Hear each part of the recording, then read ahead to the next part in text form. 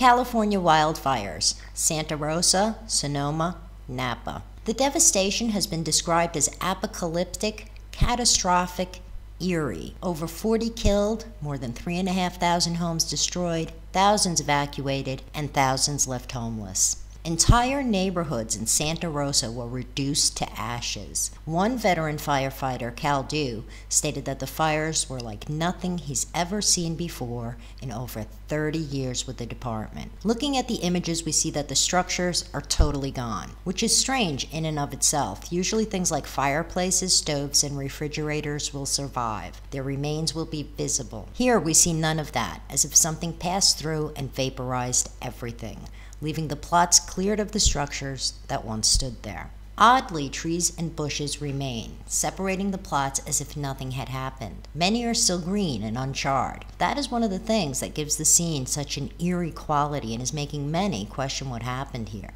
How can a small bush, or a tree for that matter, survive such an inferno unscathed, when the house it was planted next to and all of its contents burned and have been reduced to ashes? It's a good question. Look at this street here. Hedges remain while vehicles right next to them and everything leading up to them has been destroyed. I took a look at images of wildfires in California from previous years. This one is from the California Valley fires in 2015. We can see what I was talking about before. Parts of the structure remain, including the chimney, stone planter, and other debris. The trees have burned, are charred, and are stripped of their foliage. The leaves are gone. This image here is from the California Blue Cup fire of 2016.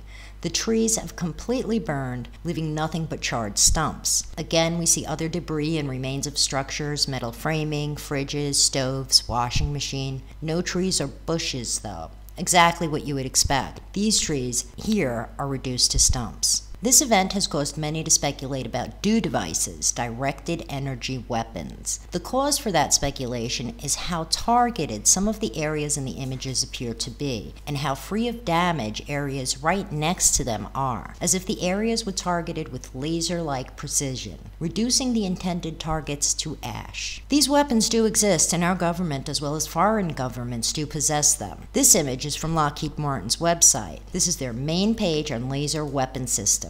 On it, they describe their latest tech and the advances they've made. They start with, science reality has caught up with science fiction. Lockheed Martin is showing that laser weapon systems can turn up the heat and stop land, air, or sea targets in their path. And they can be compact enough and power efficient enough for tactical platforms on the move, providing nearly unlimited bullets with speed of light response. A recent article in Business Insider touted Lockheed's laser weapons, saying that they have huge advantages for the U.S. military since they are silent, invisible, and much cheaper than traditional missiles. In light of all that, and going over these images, looking at the structures that have been completely incinerated. I mean, look at this image. The structure and all of its contents are completely gone, yet it remains surrounded on all sides by foliage and trees. Small trees, no less, that should have burned. This image as well, one section completely gone, the other unscathed. It's not unwarranted that people wonder if this was something else. Were DEW devices used? Has this been an attack on the United States? These questions are not without merit and should be asked, not only for the sake of those affected, but for our future safety as well.